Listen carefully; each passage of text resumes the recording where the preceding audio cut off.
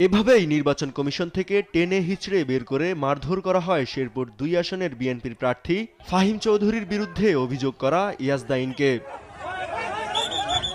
Appeal শুনানিতে উপস্থিত হওয়ার জন্য নির্বাচন কমিশনে প্রবেশ করেন তিনি।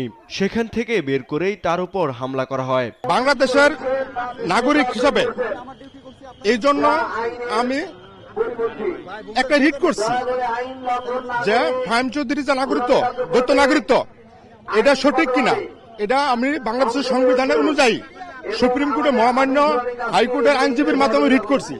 তারপরে তারা আমরা অতিরিক্তভাবে মারার উদ্দেশ্যে তারা হামলা করে। ইয়াজদাইনের আইনজীবী জানান, দ্বৈত নাগরিকত্বের কারণে রিটার্নিং কর্মকর্তা ফাহিম চৌধুরীর প্রার্থিতা বাতিল করেন। তা বহাল রাখার দাবি জানাতে এসেই এই হামলার শিকার।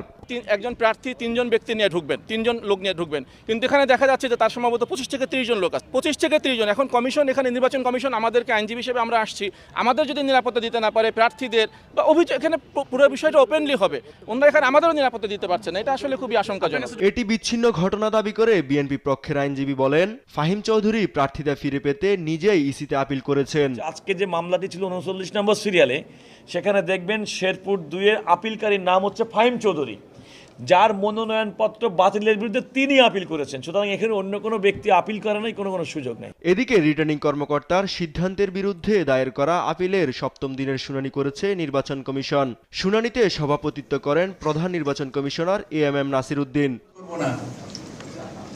শুনানিতে অনেক প্রার্থীর আপিল মঞ্জুর হলেও বাতিল হয়েছে বেশিরভাগ প্রার্থীর মনোনয়ন। শুনানির পর নির্বাচন কমিশনের নিরপেক্ষতা নিয়েও অভিযোগ তোলেন অনেক প্রার্থী। যে ছোট একটা স্বাক্ষর নাই, বাতিল করে দিছে। এই সেই ক্যান্ডিডেট, আমরা আপিল করেছি, আপিলে আমরা শুনানি করেছি, আপিল মঞ্জুর হয়েছে। বারবার রিকোয়েস্ট করছি আমাকে কথা বলার সুযোগ দেন, আমার কথাটা শুনেন, আমি আপনাদেরকে বলতে চাই, আমার কথাটা বলার সুযোগ দেন এবং আপনারা শুনে তারপর ডিসিশন নেন। না, তারা কথাই শুনবে না। তাহলে যদি কথাই না শুনে, তাহলে এখানে আসার কি দরকার ছিল আমাদের? এই নির্বাচন যেন কোনোভাবেই একপেশি না হয়, এই নির্বাচন যেন কোনোভাবেই গ্রহণযোগ্যতা না হারায়।